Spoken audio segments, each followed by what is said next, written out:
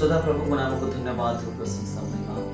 मोर प्रिय प्रभुंकर लोक माने परमेश्वर वाक्य माथ्यू 6 अध्याय तार 6 पदरे कहे जे प्रार्थना करबा समय गुप्त कोठरी रे प्रवेश करो आउ गुप्त कोठरी रे प्रवेश करी तुमे द्वार रुद्ध करी प्रार्थना करो। ए द्वार कोन मोर प्रिय लोक माने ए द्वार होची सेई द्वार तुमे जगतर द्वार को बंद करी तुमे जगतर चिंता को बंद करी जगतर अभाव को दारिद्रता को रोग को बंद करी मोठारे कथाबार्ता करबा पय आसो मोठारे प्रार्थना करबा पय आसो जगतर द्वार प्रत्येक बंद करो कारण परमेश्वर को वाक्य कहे से न कहिबा पूर्व तुम विषय जानिबा परमेश्वर। आ आमे प्रकाशित वाक्य देखु जे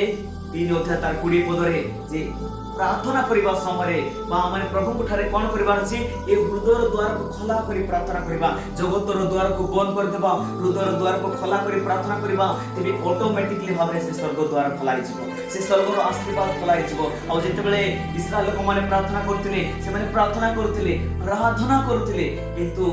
से मान को हृदय परमेश्वर ठारे दूर रहथिला। आज हम प्रार्थना करबा समय हमर हृदय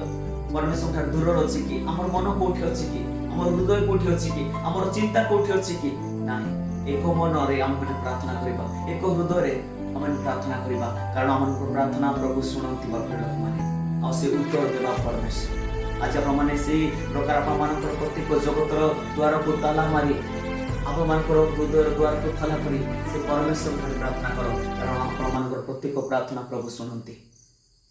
हालेलुया प्रभु का नाम धन्यवाद।